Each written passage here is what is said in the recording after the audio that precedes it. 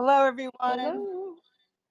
All right, I made you a moderator. So I'll just get the room started here, Allison. And if you're able to figure out the link, it's just the three dots on the upper right corner, and it'll say pin link, and then you can share your link that way. So welcome, everyone. Thank you for being here. This is our first room in the Highly Sensitive People Club for 2022.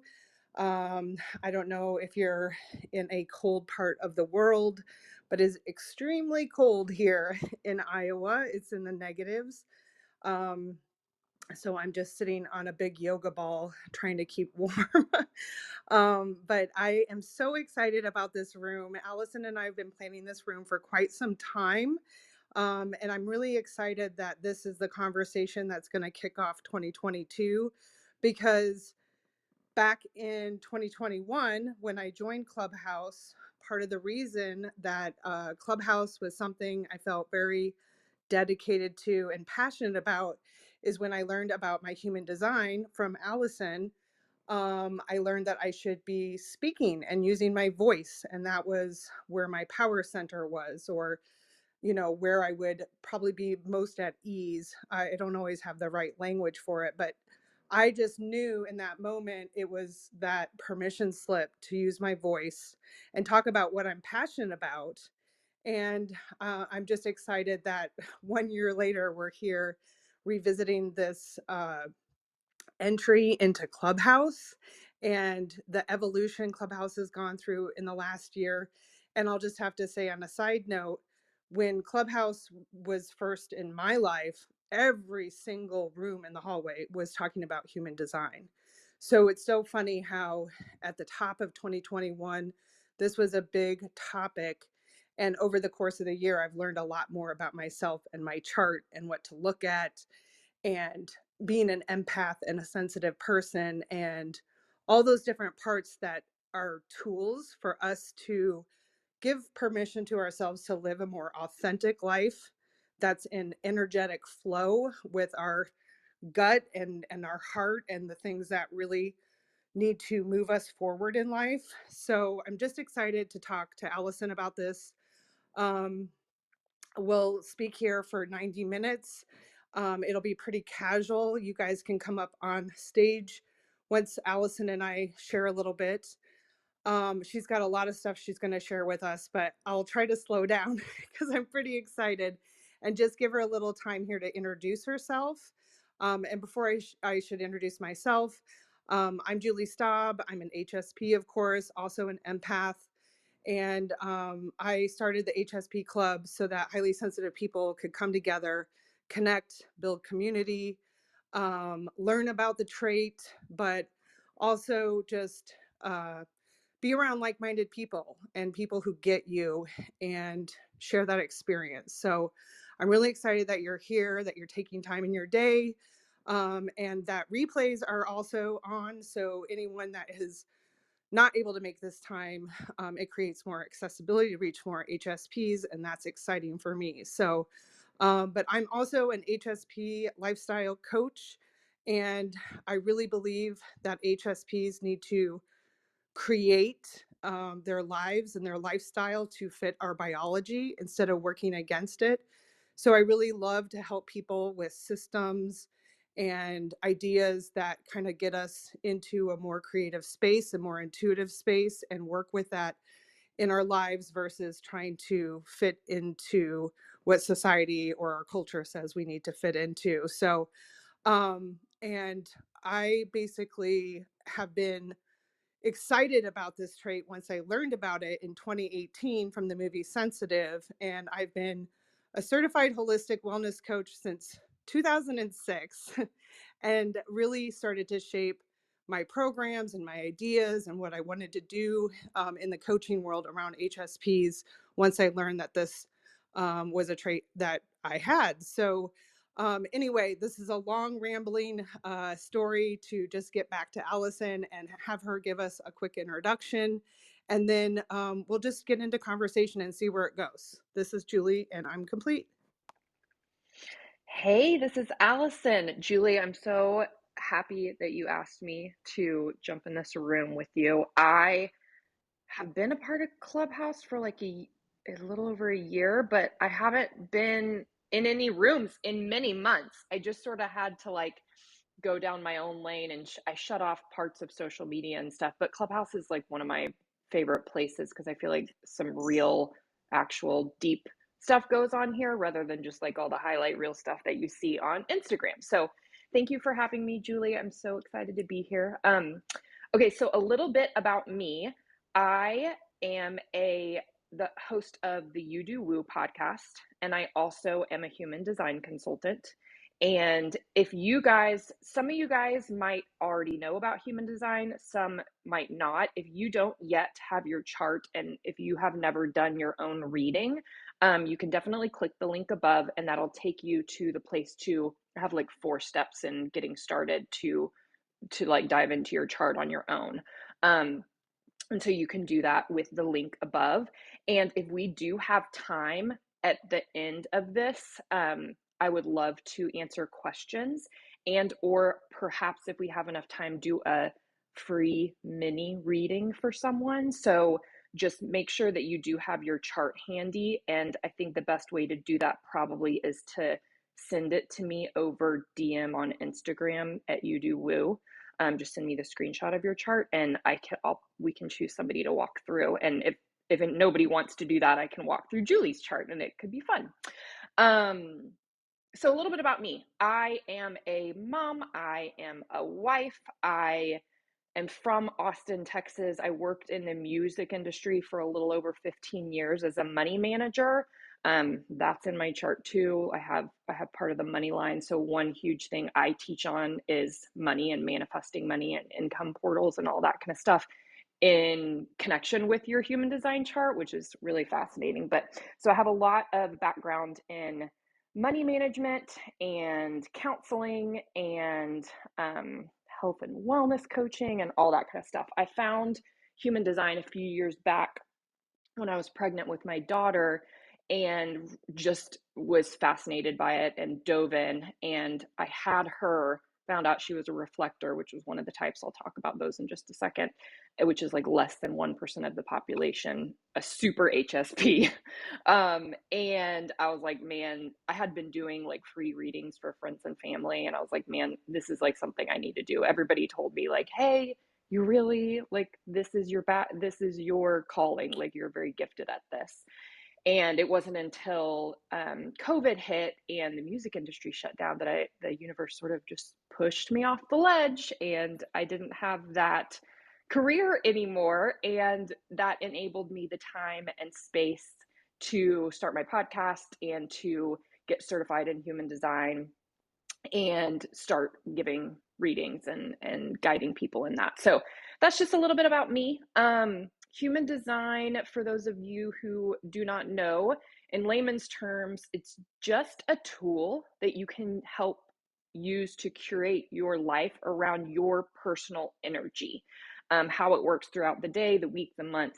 It's really meant to be sort of an experiment for you to practice and take what feels good to you and leave what doesn't. But I will tell you, I've never had a reading where somebody wasn't just totally astounded and felt ridiculously seen and validated and given permission and relief when I've done their chart reading. So it's a really very powerful tool. It's a combination. I always say it's almost like Enneagram meets astrology type of deal. Except you can't choose it. You do have to use your birth date and time and all of that kind of stuff. You can't like take a quiz and like do it choose what number you are yourself necessarily. But it's a combination of genetics, the chakra system, astrology, and quantum physics morphed into one sort of personality type test. And it's really the most useful personality test slash tool that I've ever seen. Psychologists, therapists, coaches, HR executives are starting to use it. It's very, very fascinating. So I'm going to do a quick like 2-minute overview about the types in case you do not know. So when you click the link above for to go get your chart, and you look up, it gives you sort of a chart. It'll say your type, your profile, definition, inner authority, strategy, not self-theme. I'll go over all of these in a little bit, but the type, so you might be a generator or manifesting generator. I'm a generator. Julie's a manifesting generator. These two combined are almost 70% of the world's population. We create energy when we're doing things that we love. When it's something that really, really lights us up, we could work on it for quite a while. However, there are some nuances in this with the chakra centers, which I will talk about a little bit later on. But generators and manifesting generators really just need to remember that we live in a win-win universe. If you are doing something that doesn't light you up, it is not only going to hurt you, but it will not give positive energy to other people. So the more you say no to anything that doesn't light you up, and the more that you say yes to things that do feel really good, and it's that sacral center, oh, yes, this is yummy, this is awesome. The more you do that, the higher vibe you're going to have. You're going to attract more. People are going to get energy from you. It won't take energy away from you, but you'll sort of overflow into other people. So that's a beautiful thing. Projectors are about 22% of the population. I do see a lot of projectors are HSPs. Sort of the HSP aspect of it, and Julie, I would freaking love at some point to do sort of like the statistic, like gather a lot of statistics on this, so we can do this another time. But to me, what I've seen is certain chakra centers, which I will talk about here in a second, being open or undefined is really what creates an HSP, because you're basically soaking up other people's energy from that chakra center. So we'll get into that later, but projectors are a lot of times very open. They have a lot of open centers. Projectors are about 20, I think I already said that, 22% of the population. And projectors are not an energy being. They don't create energy, but they can thrive off of other people's energy, like when they're around generators or manifesting generators. But the like superpower of projectors is that they see things from a very much higher point of view. It's sort of like this bird's eye view, and they are the most efficient beings. They can do in 15 minutes what it takes others 2 hours to do. And projectors really honestly on an everyday basis are not meant to work more than like 2 to 3 hours a day. The rest of us can work, like generators and manifesting generators can work, but that also has to do with their ego center, what exactly they're working on. I know, like for Julie, she's a manifesting generator, so there's quite a few tasks that she really would do well with, like delegating out, like anything that doesn't light her up and feel creative and feel in the flow with her, eventually delegating out to other people. Same thing for me as a generator. I'm manifesting generators can sometimes like have a lot of different random small projects going on at once, but need to be delegating the main tasks out to people. And generators really should only have like one big project going on at once to like have a deep work and sense of flow and that kind of stuff. But projectors are so efficient. They really can get so much done in the 2 hours a day that they work. And the rest of the time, they're really meant to be creating, in play, enjoying themselves, relaxing, sleeping, chilling, that kind of stuff. Manifestors are 8 to 9% of the population. Manifestors have a huge energy, a big aura that can sometimes be disturbing for others. You can sometimes sort of like rock the boat. You're really here to set things into motion and then withdraw. You sort of leave a vacuum energy type behind you. Manifestors, sometimes others could fear you and your powerful energy or try to control you. Manifestors really don't like being told what to do. And their motor center, which is the ego, solar plexus, or root, maybe sometimes the spleen, is always connected to the throat. And this is where we manifest through words and deeds. So Julie has a lot of manifesting energy in her chart and a defined throat center. And so it's very powerful for her to use her voice. So like, honestly, that's when I heard of Clubhouse, I was like, you need to go like experiment with Clubhouse, because that's just like a really, really huge deal. So anyways, that's manifestors. And then reflectors are less than 1% of the population. They have all of their chakra energy centers opened. The rest of the world has 2 or more centers defined, along with projectors. Reflectors are non-energy beings, and their main purpose here in the world is to reflect back to us how we're doing as a society and how their environment is. So it's awesome. They're lunar beings, which is really, really cool. And Julie, I didn't know if you wanted me to just sit and like go through absolutely everything, or if you wanted to touch on anything or add anything at all or ask questions. You're welcome to. Yeah, I mean, I've got a few ideas. Well, first of all, I thank you for that rundown, because people who are new to human design would not know the first thing about the different types. And you did a great job of kind of letting us see maybe which one sounds more like us, even though we haven't filled it out. But I wanted to also mention, because this has come up a lot of times too, that because you need the time of your birth, people may not know what that is and what's maybe the workaround so that you can maybe give it a shot. I know one is to just kind of fill in different times and see if that changes your chart. But I didn't know if you had any other ideas or how that would shift if you didn't know your time of birth.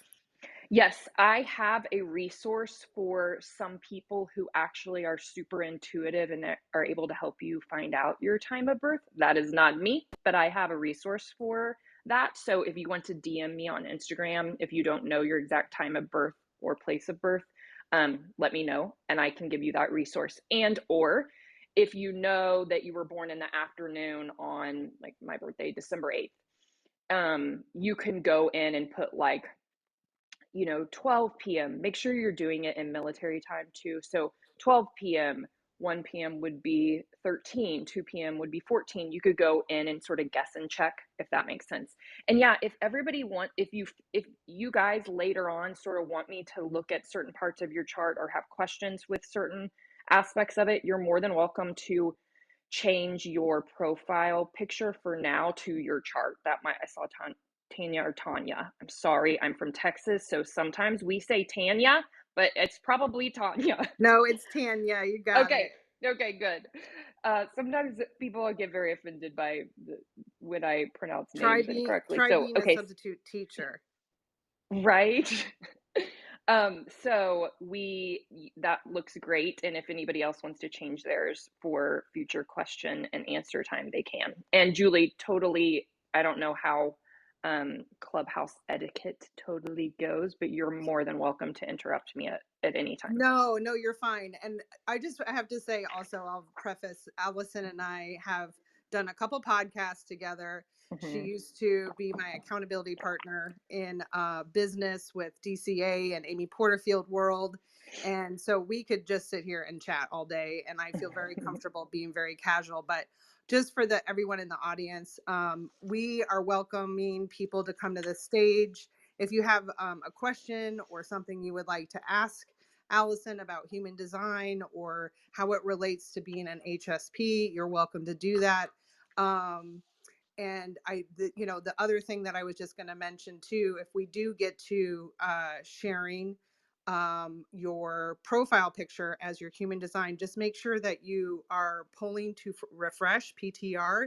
So just put your finger on the screen, pull down, and that will refresh your screen, and you'll be able to see if someone's profile picture is the human design chart. So with that being said, Mm-hmm. I do have a couple people who have raised their hands, Allison. So I might just launch into some questions and we'll just bounce around. And I'm a very curious question asker. So if Yeah. I see something that needs to be addressed, I'll definitely pop in. But let me go ahead. And then can I say one thing about Tanya's Yes. chart? Actually, just since she has it up, if anybody is at a place where they can like look at their phone and look at Tanya's chart, one thing that I see a lot of times, so if you'll see her chart, she has a lot of defined centers. When it's colored like red or yellow or brown or green, that means it's defined. The open centers that she has is the solar plexus, which is on the right. It has that Gait 36 lit up, and hold on a second. and the root center, which I have an open root center too. I have both of these open, which is at the very bottom that has 54 and 19 lit up. So those are both open centers, and that's a good place to look at for HSPs as far as what your open centers are. So many times HSPs do have that solar plexus open, that one on the right. And basically what this means, your solar plexus is your energy center for your emotions. So people with an open solar plexus really don't have their own emotional wave. You more so really pick up on everybody else's emotions. And Julie has an open solar plexus. I have an open solar plexus. And it is really not easy. Not all HSPs have an open solar plexus, but I see a lot of them do. And that's where I'd sort of like to look at the statistics at some point, Julie, so we can do that later on. But when you have an open one, you really just you need a lot of time away from other people's energy, a lot of time in your own energy. You might even want to sleep in your own bed, as much as possible, not soaking up your partner's energy. You really, any time that you're feeling emotions, like overwhelming emotions, a good mantra for us with open solar plexus centers is, these are not my emotions. I'm soaking them up from someone else. And make sure you have many tools, many different modalities to choose from of a way to detox those emotions out of your body. People who have a defined solar plexus have emotional waves. They have their own set emotional waves. So they could wake up in a bad mood for no reason at all, right? Those of us who have open solar plexus centers, when we're in a bad mood, it's always because it's rubbed off from somebody else, right? So that's just one thing I always like to note on. The solar plexus is one of the most important centers to look at as an HSP. There's also the ego center, which Tanya has defined, filled in. It's pink and it has that Gait 26 lit up. It's a pink small triangle.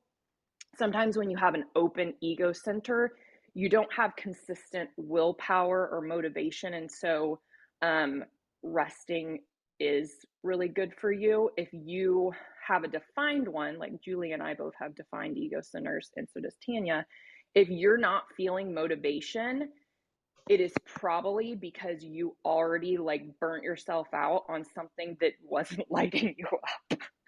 So you're actually really meant to have consistent everyday motivation with a defined ego. And if you're not, it's really because you've been working too much on the wrong things. And that's just something to note. And then the upper two energy centers, which Tanya's crown is yellow and her ajna is green. If those are open, that can be there can be some pineal gland decalcification that needs to go on like your third eye and all that kind of stuff. And then in the ajna, that's like your brain, your mind, and that can be very susceptible to mental stress and too many things going on. Both Julie and I have open centers in those top two as well. So I hope that sort of makes sense as far as the energy centers and what that looks like for HSPs. Another thing to look at is your authority in your body, which if you click the link for the freebies, eventually you get in there to where you get a free authority masterclass for whatever your authority is. So definitely take advantage of that. Then your arrows are a big part of it. There's 4 arrows. I have a podcast episode on this from July, I think it was July 14th, 2021, about your 4 arrows. So y'all can dig into those because that's a really big deal as far as how you are meant to eat, as a human being, as an HSP, what's best for you, how you're meant to manifest, how if a schedule is good for you or if going with the flow is better for you, all that kind of stuff. It's very, very fascinating. And then I also have a podcast episode from, I think it's either September or October of 2021, about the ego center gates and what that means, because there's 4 gates in the ego center, and each of them shows what really motivates you. For some people, money really motivates them. For some people, it's fame and being seen. And for some people, it's like global impact.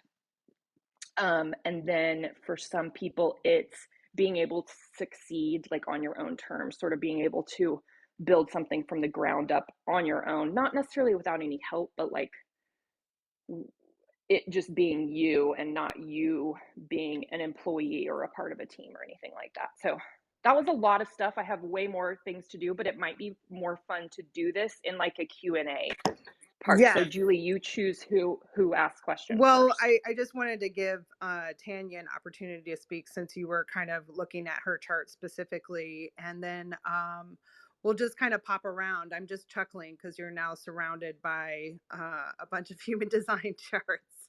I love it. And thanks for all that information. And this is on replay, by the way, so you can always go back to it. It's a lot for me to process, so I'm sure it's a lot for you. But I think just the more you dig into it and just remember a thing here and there, it's just life changing for me personally. It is no coincidence that, you know, Clubhouse came out when it did. I really was feeling defeated by social media. I still don't enjoy social media, and that's another conversation Allison and I will dig into another time. But, you know, getting on Clubhouse never felt like that for me. It gave me the ability to just be in my comfortable clothes at home and not worry about what I look like. And it was also less stimulating than looking at a screen or a Zoom or anything like that. And I just felt at home right away. And it's because of Allison, of her suggestion by looking at my chart. And I said, I need to speak. I need to speak. That makes more sense to me. And it's been life changing. And I've feel fortunate to be able to advocate for things such as this trait. And that's really what helped me land here in Clubhouse and want to create this club and a community around this trait. So with that, I will go ahead and mute myself and let Tanya talk here, and then we'll just kind of pop around the room. Thank you for coming to the stage. Thank you for your patience. I promise we will get to everyone if you're able to stick around. And I'll go ahead and mute myself. Thank you, Julie. Always a pleasure to be in this room, and nice to meet you, Allison. And thank you for all of the wonderful tidbits of information. I have been kind of self studying, if you will, with human design for about 9 months or so. And then I actually am in the process of taking a course, learning human design right now. And because it has really just been such a huge kind of like relief and permission slip, if you will, to show up as myself. And it's just given me a lot of awareness. Um, One of the things that I kind of wanted to ask you, I would love to hear your interpretation of like, because my conscious sun gate is that gate 19, big shock of the gate of sensitivity. And so like as having that as my conscious sun and just seeing whatever calls out to you on my chart, like what do you see as my gifts to offer the world? I forget that I have to unmute myself. Okay. You'll get the hang of it. Okay, so yeah, the channel 1949, which has that gate 19, is all about being sensitive to spiritual needs. It's the channel of the sensitive. It's being very sensitive to the spirituality of the tribe, providing for people's needs in a higher consciousness kind of way. So the fact that you're um, diving into being a human design reader is huge. Like that's so very important. And hold on, I'm hoping my internet connection is okay.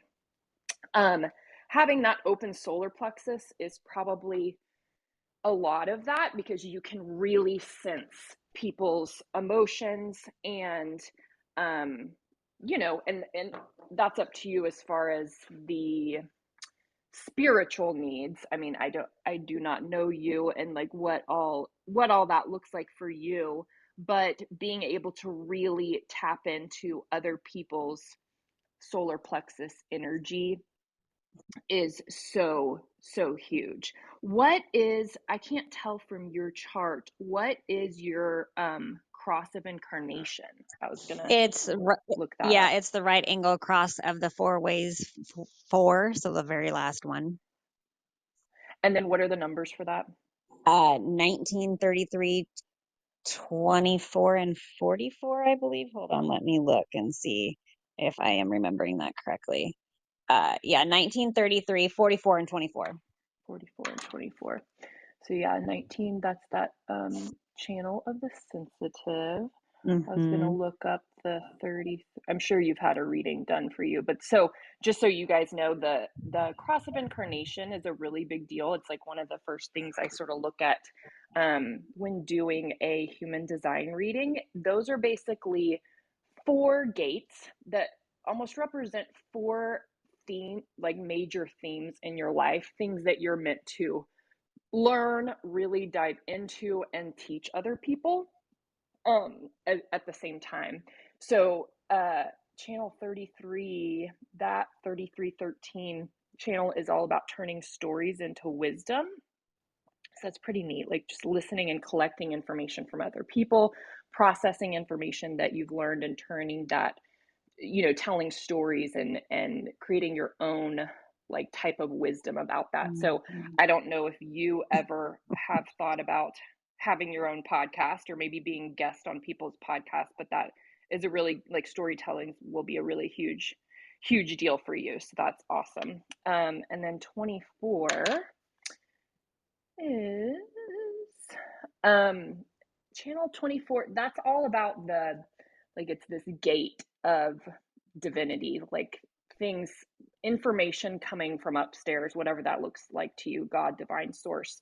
And then it activates something in our physical human brains. But you more than other people, and this probably is combined with that's sensing spiritual needs.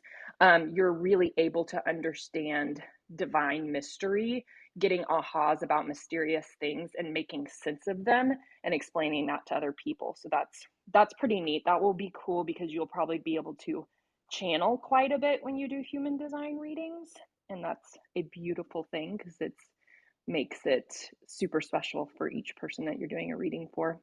And then 44 is about being sensitive to material needs, being able to spot trends and patterns and figuring out what people need, what will improve people's lives, and how you can help people to get that. So that looks pretty perfect for you for your plan and doing human design stuff.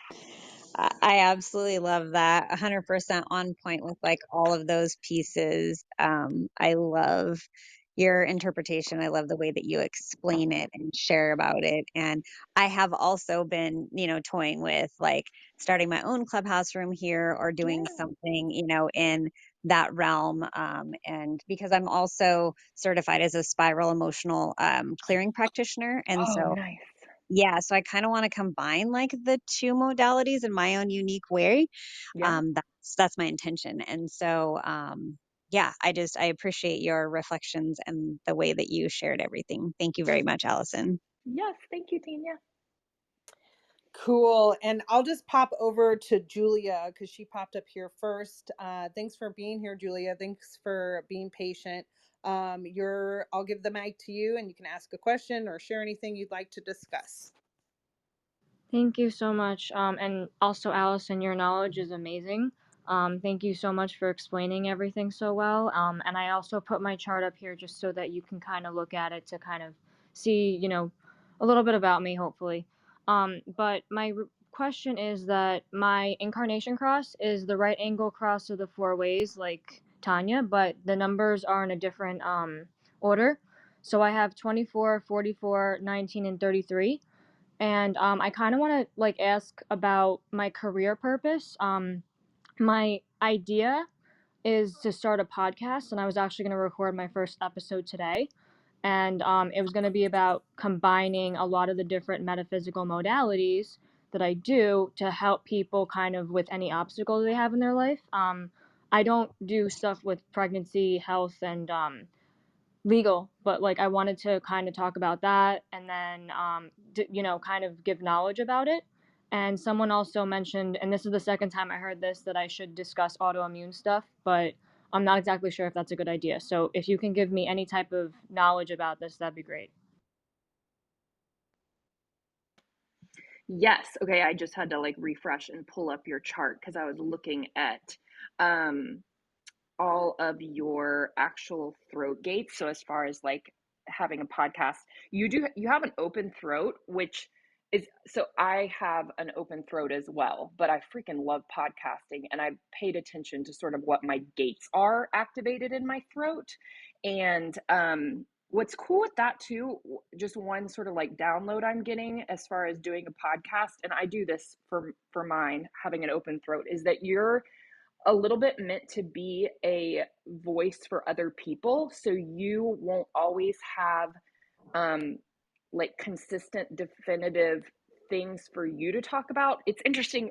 A lot of people with a defined throat do really well, like having a lot of solo episodes on their podcast. And people with open throats, like you and I, do well with having a lot of guests and like having a platform where other people can also speak. So I just wanted to touch on that real quick. But then, so you have a lot of activity going on in your throat, which is more than I have. But I did want to touch on a few of those. One of those is that gate 33 that's in your incarnation cross. And we did just talk about that, but that's that turning stories into wisdom. I honestly feel like you know, speak about whatever ends up coming up. You might just like how you have in your profile, saying like, I'm not a medical doctor or whatever that looks like, having some sort of little note about that is fine. And then you might want to have some experts on that are maybe doctors or nutritional experts in autoimmune disease and stuff like that. You might have those people on. But I did want to go over, so that was 33. I did want to go over some of the other gates. So you have 31 lit up in your chart, which is all about alpha female energy, which is really cool. It's really important for you to step up as a leader and see yourself as a leader. And you're really meant to be the leader of a group, a family, an organization, or a company. So that might be something that you do as a podcast host. So that's just interesting to look at. And then you have, I'm sort of going clockwise, you have gate 20, which is, that's the gate of the effervescent truth teller. So that's what I was saying before, is like, don't be afraid of the thing, like anything that you really feel called to and lit up and excited about talking about. Don't mute yourself in that way. Like, talk about it and then give the whatever notes that you need to, like, remember, I'm not a medical doctor, all of those things. You know what I'm talking about. Then you've got 62 up top, so 62 is all about spotting and explaining the facts, so you can really create almost like this goes along with the alpha female energy, but like organizing information to create the whole picture, like creating opinions and also backing them up with facts and research that you've found. And this is very much a leadership gate, and you're almost meant to create your own method or system or ideology in some way. So that's something to think about.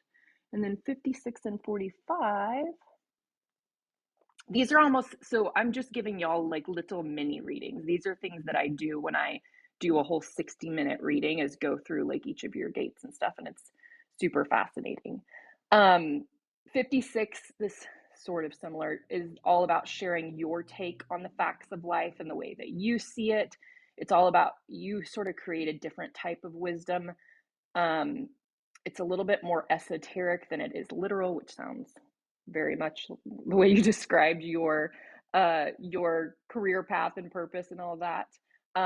You're not a textbook person. It's not, it's not about being a slave to text and numbers and actual that kind of information. But once you learn to understand and accept that you sort of have a different type of wisdom than what the world is currently praising most people for, the better. Like, this is changing. I just did an episode that I dropped on Monday all about the shift that's happening in 2027. There's like a global cycle shift, and everything takes 7 years to decondition. So we started in 2020 with the pandemic, starting to decondition from a lot of societal constructs that have been going on for like the past 400 years.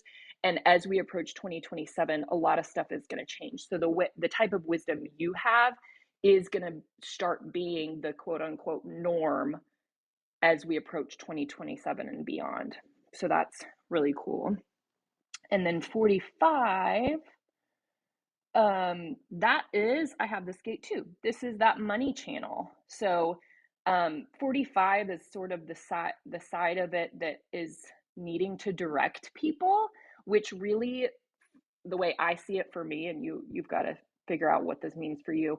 The way I see it for me is resourcing people. Like, it's my job to, on my podcast, resource people with human design information, and then also have guest experts on with things that I don't, have certifications in, that they can, then my listeners can go pick and choose their type of woo, as far as like tools to put in their tool belt to resource them.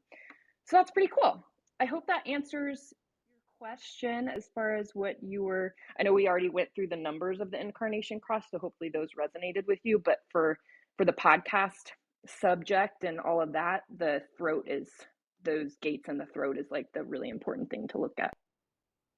Thank you so much. And it's funny because I have been stepping more into a leadership role in the last year, and people are really noticing that in me, and they're like, I see so much untapped potential in you, and I didn't even realize it. And I really appreciate that you said, the thing about bringing experts in. I was planning on having guests also, to talk about the stuff that I don't have a medical degree in, because I was thinking maybe like to talk about the stuff that I'm really good at, and then to bring in the medical experts to kind of, discuss, that more a little bit, and how it can be kind of intertwined. I thought that was a really good idea. And also, I really appreciate what Tanya mentioned. So if you ever want to, collaborate, I would love that.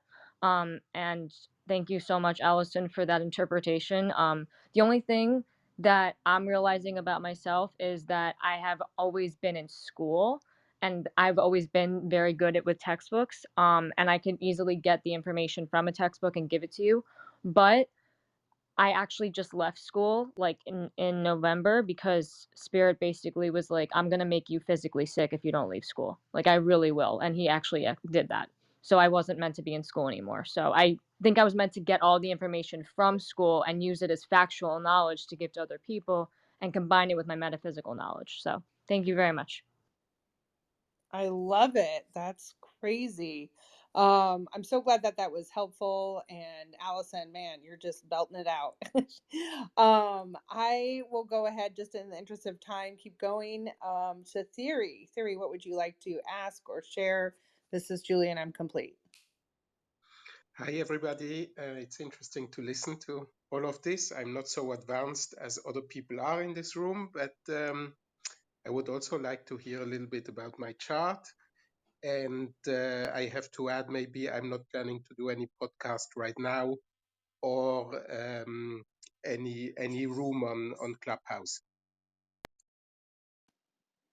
Hi, Theory. Okay, well, you can ask me questions. I'm going to just give you a couple of things in opening up your chart right now, but you're welcome to interrupt me and ask me questions. So you're a manifesting generator like Julie. I would highly recommend going in and doing the free manifesting generator masterclass and all that kind of stuff. You do have a little bit more manifestor energy because you have a direct line going from your sacral center to your defined throat center. So that is fun. And then you have your open chakra centers are down at the bottom, the root, which is that open square, your solar plexus, that what we talked about earlier on the right, and then your ego center. So in your ego center, I mentioned my podcast episode that has goes through the 4 ego center gates as far as what motivation, is consistent for you. And just so you guys know, the ego, I know that we're taught the word ego is like all about being egotistical and self-centered and that stuff like that. That is not, sometimes in human design, we call it the heart center too. So this is like what really drives you in, heart-led things and your motivation and willpower and all that kind of stuff. So that's what the ego center is all about. But Theory, yours is totally open. So just something to sort of help you feel validated and give you some permission. You do not ever have any consistent motivation. When you get around other people, they might rub off on you to give you a little motivation depending on what, their ego and what gates they have lit up. But it is okay to not like push yourself. So people with, let me get the exact like wording here to give you, people with a totally open ego, where you get things from in the world is not necessarily connected to what you're doing. And money, like finances, might not come from the work that you're doing on an everyday basis. Like you might be able to just, the more that you rest and relax and don't push yourself when you don't feel motivated, the more income can come in like crazy magical ways, probably not from the work that you're doing. So make sure the work that you're doing is something that you really enjoy and it's not just for the money. And so long as you're following that sacral center, that heck yes feeling, that yummy feeling, you will be taken care of and supported. Don't be tied to the fact that it is coming from your exact work that you're doing that day, if that makes sense. Do you have any questions about your chart, Theory? If you're saying just for the thing with work that you just mentioned, like for example, I'm doing sales, is it then still, it's still the intention very important in the sense that once you're working on a deal that you're also mentally very wanting that deal and you invest also like energy this way into it?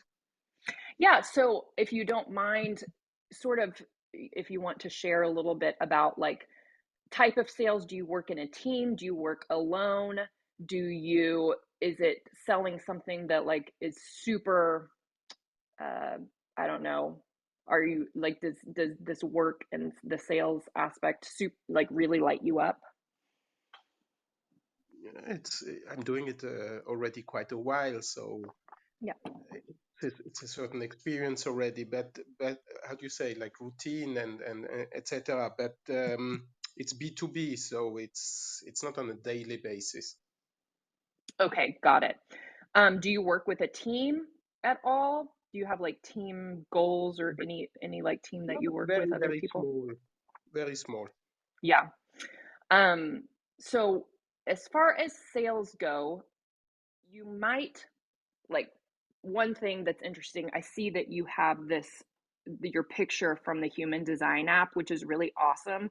If you go and click that circle with the 3 dots, you can then click transit overlay. This sort of shows you your chart combined with like the planetary transits and the moon transits. So at certain times of the month on different days, you might have different gates activated in your ego. It's not going to be all the time. Like, you don't have your transit activation on here on the app, but like today you might have, depending on where the moon is and where the planets are, you might have gate 21 lit up, which means that today you're very motivated by money.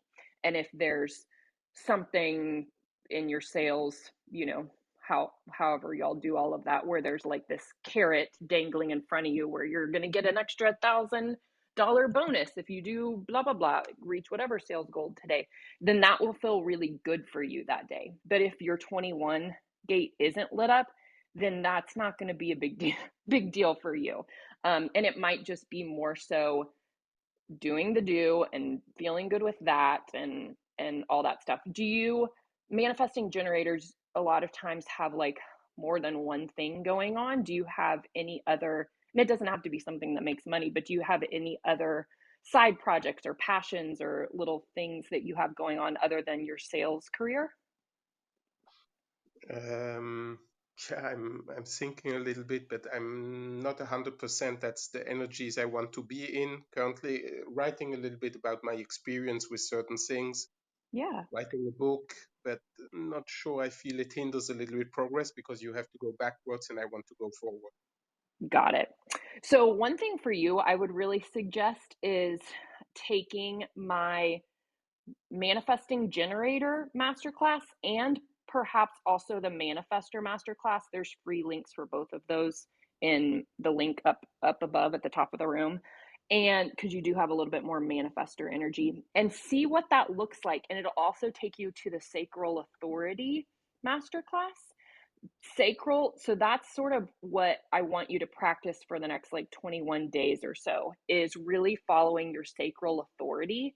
And what that looks like is like, so for say the rest of January, sit back and see what life brings you and only respond to what the universe brings you. And it's either going to be a yes or a no. If it is not like a yes, yummy feeling in your body, then it's a no or not right now, and that's fine. So try your best to like only say yes to things that really feel good, and let the universe bring you different things to say yes to, things to respond to. I explain it a lot more in that Sacral Authority Masterclass, and then you can DM me on Instagram if you have any questions as you sort of practice that for the next 21 days. Sounds good. That goes also a little bit into what you said with this overlay, that basically when you feel like calling the customer, you call, and if you don't feel it, you just leave it and let it go as is currently.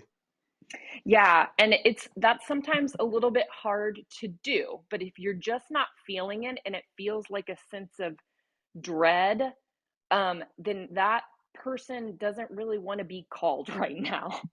And so it's just tapping into that sacral authority. And I have sacral authority too. So, and I used to be in sales, so I know sort of how this works. It's weird because the more I would just, especially you with your open ego center, the more you would sit back and maybe just let things come to you, some people would start emailing or texting or DMing me to purchase things from me. So it's very like, don't try to push, especially if it doesn't feel super authentic. But when you do get that urge to make a sales call or reach out or whatever, do it, because that is the exact divine right timing. Highly recommend doing the free Sacral Authority Masterclass. That'll be good for you. Allison, all you're saying goes very much in line also with a little bit of transition I'm feeling I'm doing, leaving it's maybe not what you call it in the chart, but leaving your identity, your ego, etc., and more aligning with your higher self, with your true self, or however you want to call it.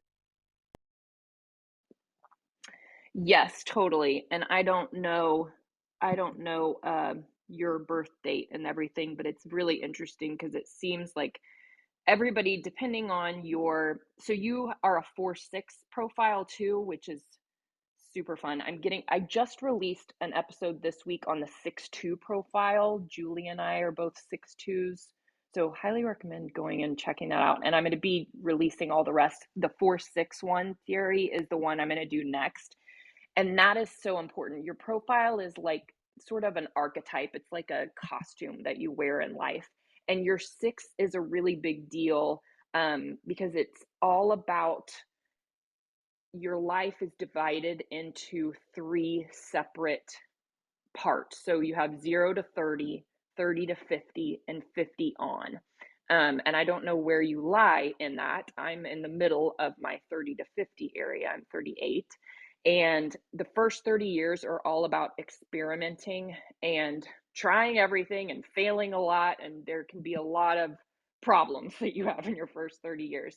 30 to 50 is more about really evolving into your higher self and looking back on that experiential time, that 0 to 30, coming to terms with it, forgiving yourself, releasing any shadow or blocks or all of that around that, and really stepping into your most authentic self and knowing when things aren't aligned with your highest authentic, with your authentic core values, and making those switches. And then age 50 on is really about stepping into that role model like place, and everyone starts to see you as the role model that you are. So that might be something that that you might sort of play around with as well.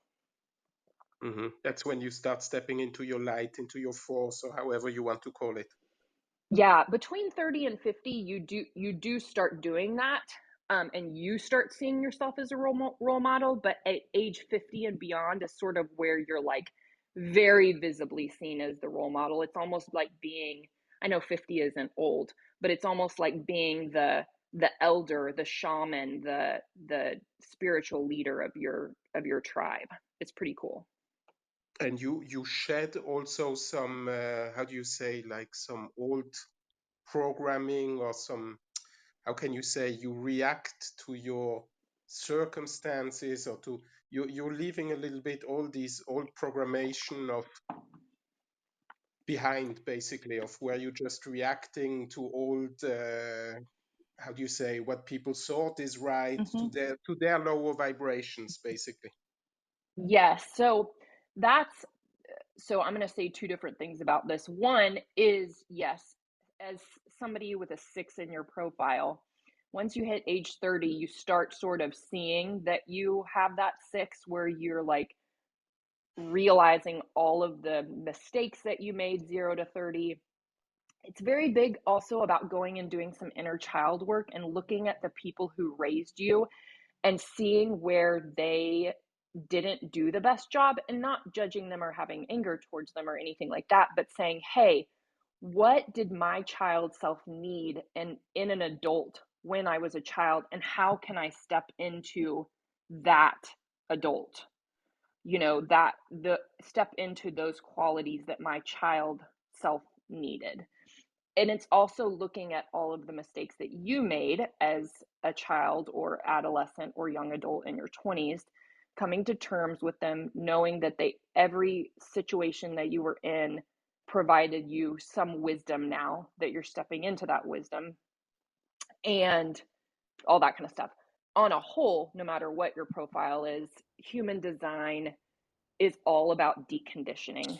So it's called the Science of Differentiation, and it teaches us that there shouldn't ever be just rules of the way everybody has to be, because we're all so very different and everybody operates so incredibly differently. And so some people say it takes 7 years to decondition. I mean, it takes a lifetime to decondition, because we're always constantly having more new societal conditions put onto us. But you can get a lot of deconditioning work done in just a couple of months once you start really diving into these parts of your chart, and shedding the people pleasing tendencies, knowing that choosing what lights you up isn't selfish, that you actually bring positivity and good energy and better vibrations to other people when you say no to things that you don't want to do and yes to things that feel really good. So that's applicable to anybody studying human design, and not just people with a 6 in their profile. But yeah.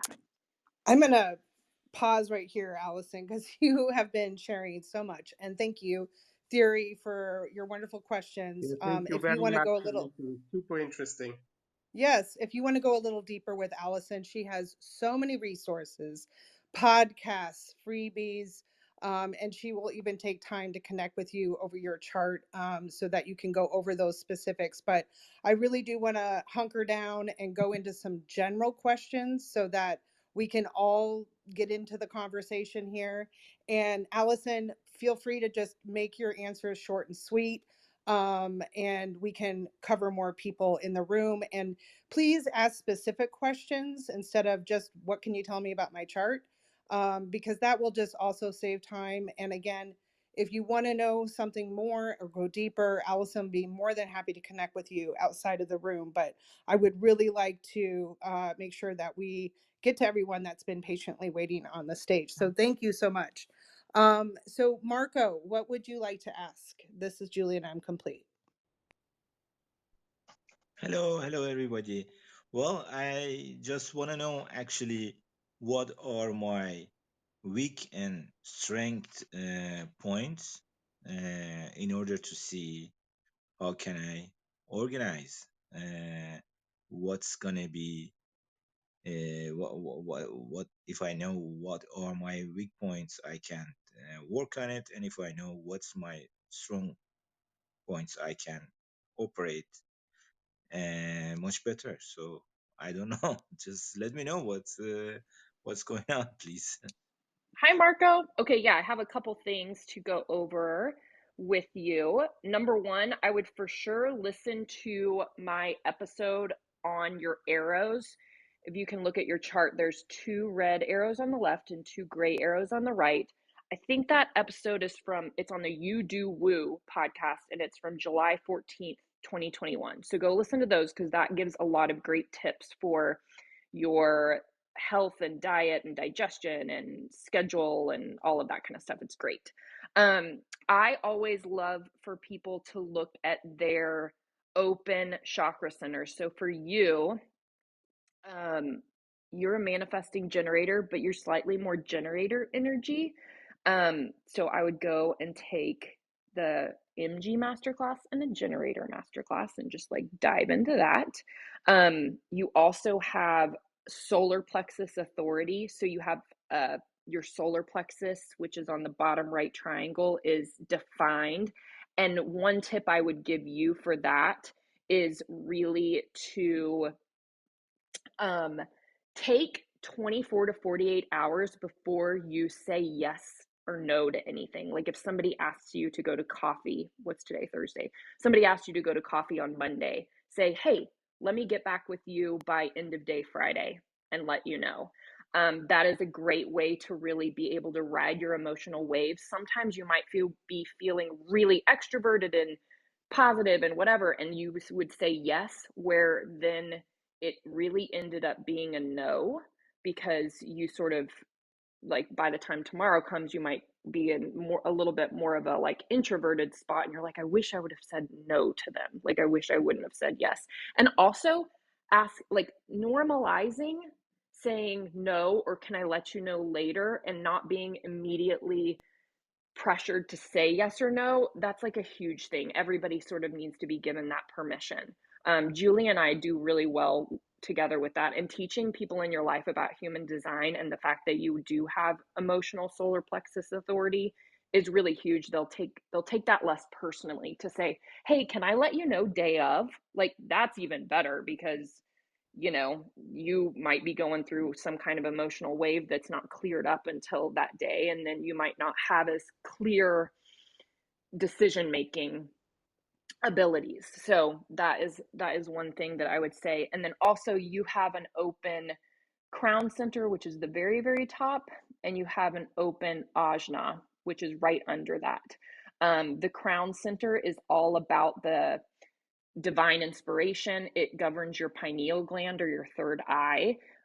This mainly, you're undefined, so it means you're externally inspired, but very susceptible to mental pressure. So there's a really great meditation, I think, on YouTube that Joe Dispenza does, and it's like helps to decalcify your pineal gland. That's awesome. Highly recommend doing that a few times a week. And then you have an open ajna, which means you're really here to be very open-minded and not cling to your opinions, and be very open to listening to all different types of worldviews and opinions and all of that kind of stuff. That ajna governs your brain, your mind, your pituitary glands. So yeah, those are a couple tips for you. Great, thanks a lot. Thanks, Allison. And thank you, Sheila, for waiting so patiently. What would you like to ask? Awesome. I am so excited. I needed to find you all today. So it's the timing is so perfect. I am a 54-year-old 4/6 generator, sacral authority.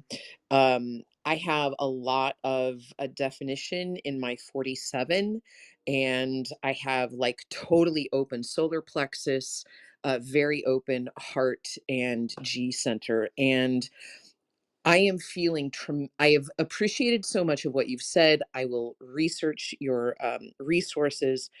I feel tremendous pressure because I have still been in the deconstructing of my life, much less human design, which has been in my life just for a little over a year now, year and a half. And human design, and I've been doing some work with gene keys as well for just understanding.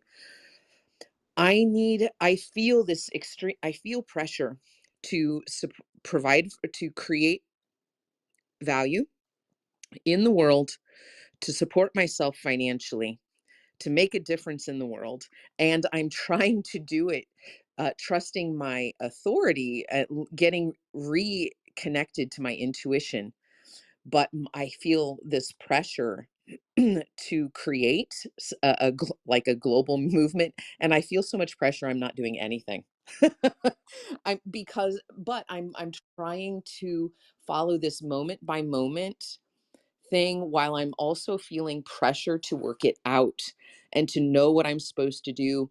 And frankly, I I get stuck in that, and I'm just going to leave it at that because I want to hear what you have to say. Okay, I'm looking at your chart. You have the right angle cross of service 4, correct? Cross of service 2, yes. Oh, cross of service 2. Okay, 1 second.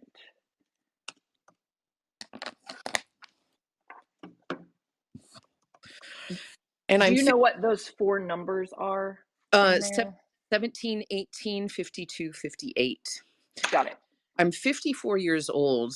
I'm a 4/6, and I'm just barely feeling. I mean, my life has been such a mess up until this point that I feel like it's all in pieces, and I'm just trying to figure out the best way for me to put the pieces together to to feel good about my life and that I'm making a difference, that I can I have the resources that I need to be safe and Yeah. well. So a few things. I would definitely dive into the 4/6 profile. There's a masterclass you can get to with the link above. So Yep. diving into that is a big deal. And I'm also going to do my next episode on 4/6 because my husband's that also. The 4/6 is the opportunist role model. And all of your success in your career that you choose is going to come from your close tribe. Like your family and close friends Mhm. will, once you jump into whatever that is, will be the people who grow this for you. Your life is all about other people. It's about being like the center of your tribe, loving people, really focusing on other people's influence and your influence on other people, forming bonds, investing in relationships, all of that kind of stuff. 4/6s really are meant to come and teach us to master life by teaching about how the head and the heart work together. Some things that 4/6s can sometimes have blocks around, or shadow around or whatever, that can be energetic blocks and prevent things from flowing, is lack of trust, like really wanting to trust people, but you've been had so many reasons in your past, and maybe this is like inner child stuff or past life stuff or whatever, not to. So really cleaning up some of that and learning to know that the right people will be there for you and it will always work out, and that you don't have to have a fear of rejection, is a big deal. 2 things I always tell 4/6s: notice when you're being judgmental of other people, which is hard, and also open your heart and know that the universe will just constant whatever that looks like for you, whether that's shadow work and whatever type of deconditioning tool you do, even like heart opening yoga poses, things like that, just like really focusing on opening your heart, really focusing on noticing when you're judgmental of other people. Don't shame yourself of it. Just know that you sort of see things in a different way, a higher way, and that everybody's going through their own thing. The 4 part of you can be very prone to exhaustion. It often manifests as mental exhaustion or anxiety. So having whatever type of grounding process in that area would be good, and doing if you DM me on Instagram, I can send this to you, but doing that pineal gland meditation on a regular basis will be really, really good. One other thing, we haven't talked about this a lot. I know you have an open ego center.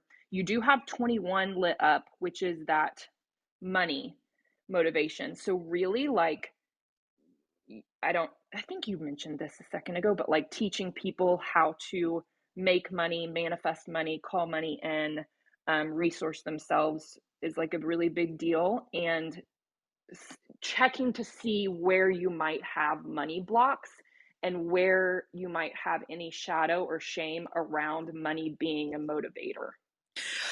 That actually, I think, is a huge theme, and I don't imagine we have time for it, because I do see that as a huge thing that I have wrestled with myself. I've done a lot of the work that you've mentioned, Allison, and I'm grateful I mean, I've got the 17, 18. I know I'm judgmental. I've become very aware of that. This idea of money being something for me to teach. I see that the way I am currently experiencing that, and I have distilled it down to the belief that it's not our stuff that actually brings us pleasure. And I feel like that is the thing that I am here to teach. Yeah. Oh God, yeah. Like, so I have the other side of the money gate 45, and I teach about money a ton. But I've worked with a ton of millionaires who are so unhappy. And I know a ton of really rich people who are incredibly unhappy. So I really know that there's not necessarily a link between that. And I think that we live in a crazy consumeristic society. Yeah. It's just crazy. The more things you have, the like less happy you actually are, because there's just extra clutter and energy taking up space or whatever. But yes, so it sounds like you have to figure out some sort of balance between, hey, let me work through if somebody handed you $100 million today, you won the lottery or whatever that looks like, what all good could you use that for? And what all good could you do that wasn't involving buying more stuff and accumulating more physical things? Because you're right, like that doesn't bring happiness. But I would go through and think about all of the feelings that you would feel in having a lot of money and having a lot of resources, and then being able to help whoever. I also really highly recommend a book called A Happy Pocket Full of Money. Okay. By David Cameron Gikandi, Gikandi. A Happy Pocket Full of Money. And because it talks about money being an illusion, because it really is. I mean, we saw them like go and print new money that is not backed by anything in 2020 and 2021, right? And so it's all just fake. It's numbers in a computer system, and it's all a freaking game, and it's all an illusion. So I think your work is to really come to terms with that. And we are in a game, we are in a matrix, we are like playing our own little game of life, and money's part of it. And you just have to like sort of like it's not evil and it's not good. It's just an energy. Right? Yes. So I would highly recommend that book. You can DM me on Instagram too. I have some other resources, but that's a great book. And I think it's going to be a really important thing for you to unblock so that you can teach other people about it. Fantastic. I look forward to following you and hope that we can continue the conversation, because I know I need to respect the time of the room. Thank you so much for today. Thank you, Sheila. Thank you, Sheila. Thanks for your question too, and thanks for taking the time, Allison, to just look at people's charts. It's a lot, and I did turn off hand raising. I wanted to end with Maria here. I know she had a specific question, and then if we have time in the end, maybe just take the last 5 minutes of the room, if we can, to just share some general tips or general ideas that if you're just getting into your chart, you're just learning about human design, where to start, what to think about, what to focus on first. So we'll save a little bit of that for the end here, but I'll let Maria share now. Thanks. Hi everyone. Hi Allison. My name's Maria. I just had a quick question. You gave everyone such great information about their incarnation cross. And so mine is 8/14/55/59. I am a manifestor, which Julie kind of gently guided me to finding that information earlier on this year. And it just really gave me so much information about myself. It was great to know that my energy does sometimes disturb a lot of people. So it was just really self-assuring in that way. But if you can give me any information on my incarnation cross, I greatly appreciate it. Thank you. Hi, Maria. Okay, it's so crazy because manifestors, like pure manifestors, always intimidate me a lot. And I didn't know if that would happen over Clubhouse, and it did in a good way. It's like I see their beauty and awesome, but I'm just like, you like have a big energy, and I'm always get intimidated. So that's some like shadow work I have to do. But okay, yay. I'm looking at your chart right now, and your incarnation cross, you said 8/14/55/59, and I just wanted to go through that really quick. 8 is called, that gate is called the tastemaker and marketeer, and it's a voice for self-expression. So really, in whatever work you're doing or anything you're excited about, like if you want to talk to people about human design, like anything that's really fun and exciting for you and that's a passion for you, it's really important for you to speak out loud about it. You can explain in a really fascinating way to other people what you're excited about. And this is all about curating something in your own way and really diving into that creative energy. So that is fun.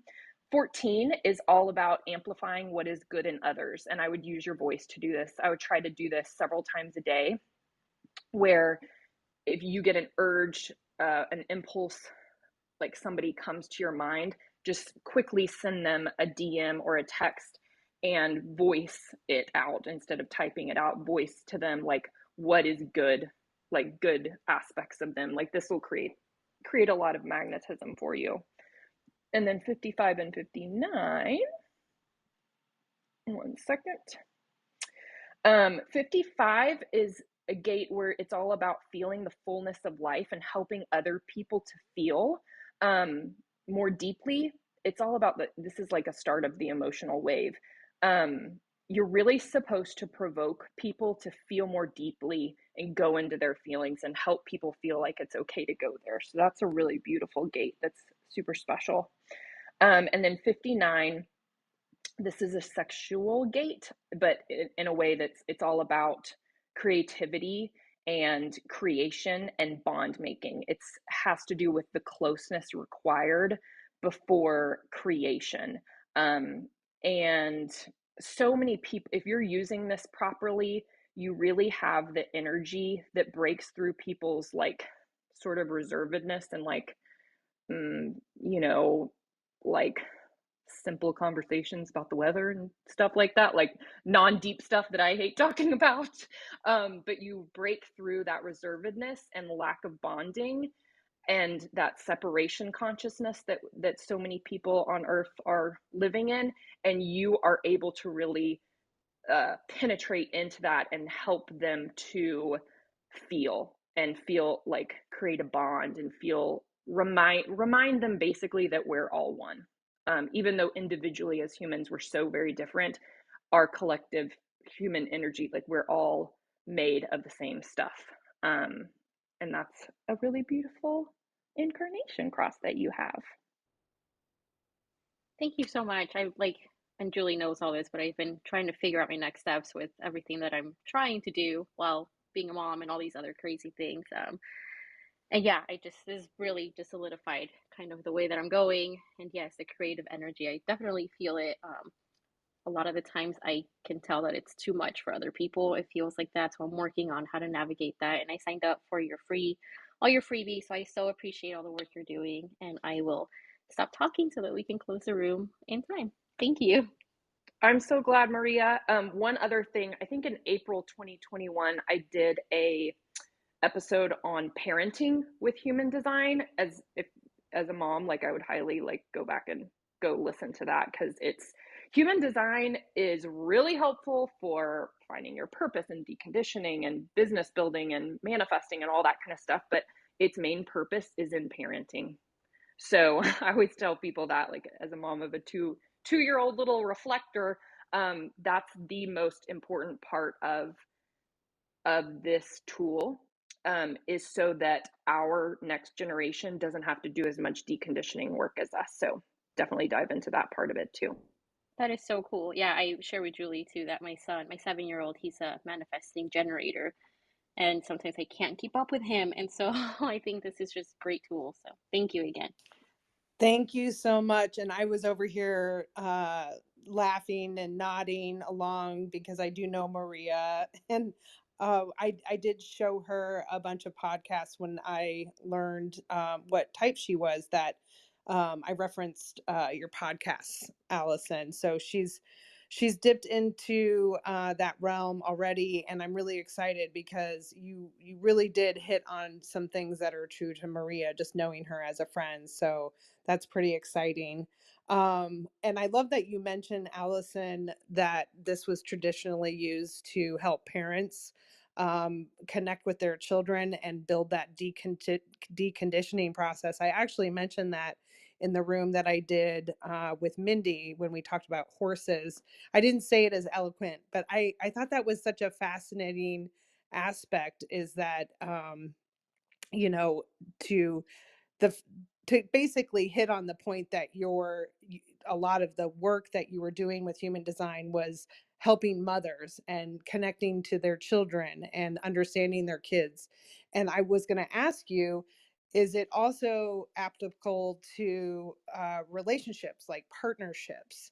And is that something that you do with your work? Do you look at couples charts and say, this would be a better way for you to handle arguments, or this would be a better way for you to create together? Or is that recommended, or what's your thoughts on that?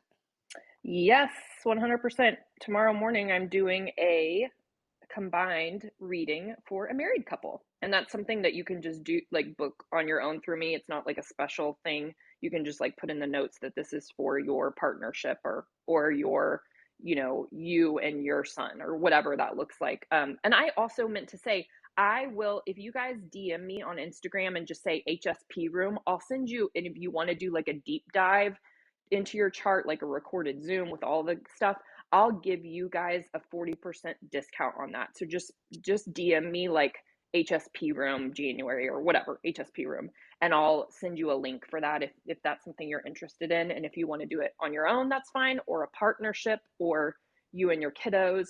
Yes, we sort of I will print out everybody's charts and have them all out in the table in front of me. There's a different type of energy when you combine people together. And it's called Penta in the human design world. And you sort of create your charts overlay and create a new entity's chart when your energies are together. So it's pretty freaking fascinating. And yeah, I love doing that. Good question, Julie. And have you ever seen two people's chart and say you should definitely not be together? No, I mean, goodness, if anybody, like me and my husband have such nutso and different charts, but that is part of the growth process, honestly. And if both people are willing to look at their open centers and start deconditioning work, anybody can be together. I love that. I Really. love that because I would hate for someone to have this expectation and walk in and think, "Oh, well, we're not supposed to be together with this newfound information." And I love the aspect of having multiple people, let's say a family unit, two parents and two Mm-hmm. children, and how that changes everything, which is Mm-hmm. fascinating. So, really, it's something that you should be applying to your workplace environment, Mm-hmm. you know, the different energies that you're working with in your home environment, whether you have roommate situations or family members, or you know, you work from home, which is another thing my partner and I do, which is a deep struggle. You know, it's Mm-hmm. never getting enough creative alone time. So I love that this is such a great tool for just bringing consciousness to your blueprint and not necessarily feeling like there's a good or a right or a better than, but really here is the best path forward with less resistance. And then how does that work with other types, or you know, in all those little tiny details that you got into with your chart, and how you can best work together in a successful way that isn't either, you know, stifling one another or, you know, triggering those parts of us that still need that deconditioning. So to me, I just, that's amazing, that this is something that we can learn more about and then apply, really literally to, you know, our path forward. So that's super exciting. And I'm just really grateful that you took the time today to be here. And I'm sorry it was like a rapid fire talking about charts. There's so many things that you can talk about and explore with your chart. I'm just at the tip of the iceberg with everything that I've learned about my own chart. But I think in the long run, the more you just read up on it and acquire more information and knowledge, the thing that maybe needs to get your attention the most will show up when it needs to show up. That definitely happened for me with my profile, learning that I was a role model hermit, and that little bit of information really guided me to set up my life differently in 2022. And I'm definitely going to be sharing more about that in different Clubhouse rooms, and just getting January started with that fresh beginning, new year. We just had a new moon. So there's that energy that's already existing. But as a highly sensitive person, I am in slow mode. I am slowing down. I Mm-hmm. am taking this time to hibernate. It's very cold. It is something that takes time to, as a highly sensitive person, just know that slowing down is better. And slowing down at this time of year is seasonally in sync with what nature is doing. And I think as highly sensitive people, we do feel connected to those energies that shift the seasons and the different things that come up with those seasons. So there's so much to dive into here. So I just wanted to say thank you again, Allison, for being here. And thank you, everyone, for sharing your chart and hopping up on stage. I'll just let you share anything that you feel called to share, Allison, if there's like a couple tips or I know you have so many resources. So please, if you haven't already clicked on the link, go to the link, follow a lot of different things that Allison is doing because she has so many resources that you can check out. But is there just a couple tips that you can recommend for highly sensitive people specifically, that if we just looked at our chart, we could quickly reference and maybe learn a little something about us? Yes. So I really loved your email that you sent out either yesterday, the day before, just about winter and hibernating. I would, for every HSP, including myself, and this is what I'm doing, I would highly recommend taking January and or February to continue wintering, to continue that hibernation, to try to take as many things off your calendar and plate as possible, to just give yourself the extra time and space to dive into some of this stuff. So you can just go to youdowoo.com/freebies, go into there. The first thing I would do is to do the masterclass on your energy type. That's going to provide so much insight and relief, and just start practicing some of the tips that I give there. I would also dive into your profile and your authority, and those masterclasses are linked on that freebie as well. If you have any questions or any issues, we just did a rebrand. My old business was called Align Designs, and we just switched to You Do Woo, which was like a download, and it's my jam. It's fun, but let me know if like a link doesn't work or something like that, because we're slowly moving things over to from Teachable to Kajabi and all that stuff. So energy type, authority, profile. I'd start there. Reach out to me on Instagram with any questions. I'd start anybody who's close to you in your life that's open to learning about this stuff. I would have them look up their chart as well and dive into their masterclass. It just makes things so much easier. It's really fascinating conversation topics that are deep and meaningful and not energy depleting for HSPs. And yeah, just I highly recommend continuing to take the next 3 to 7 weeks to hibernate and winter and give yourself extra time to dive into these things, because just putting some of these things into practice will change your whole next 5 years and the rest of your life. I love that. And I'm a strong advocate for taking the month of January as your grace month to kind of move out of the old year, recovery from the holidays, all the maybe traveling that you did, and really just slow down. Like really take that opportunity to, you know, go inward on these darker days and you know, take that time. It's really okay to go slow.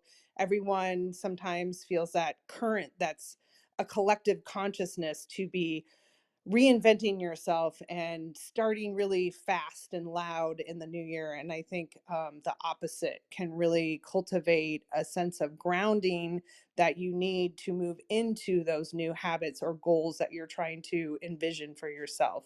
So I am right there with you. And I really do enjoy just taking the time in January to be self-aware, but be really kind and gentle to myself. And I highly encourage lots of naps. That is something that I've been appreciating over the last couple weeks since Christmas. So thanks again, Allison. And again, she has so many resources. Please check out her link if you haven't already. I definitely know that we'll have to bring Allison in again and we can take a deep dive in a different direction with human design. There's so much to explore with it. And if you're new to human design and you're just wanting to get your chart, you can also click on that link and grab your chart from that link above. So thanks again, Allison. Always good to connect with you. I appreciate your time and energy.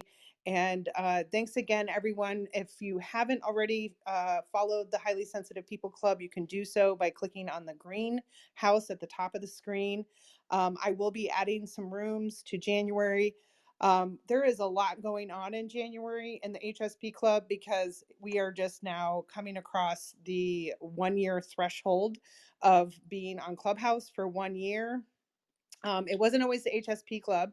Originally, it was just me and Whitney holding space every single Thursday at 11 a.m. Central. And we had a room called Highly Sensitive People Unite. So we are celebrating doing that room and just basically holding space for highly sensitive people. And it was really such a beautiful experience just growing and then creating the club in March and then having visibility as a highly sensitive person and bringing other highly sensitive people together and building this community. It just feels really good. It's evolved, it's changed, it's seen people come, seen people go, but I'm really committed to holding space and being here in Clubhouse as a highly sensitive person.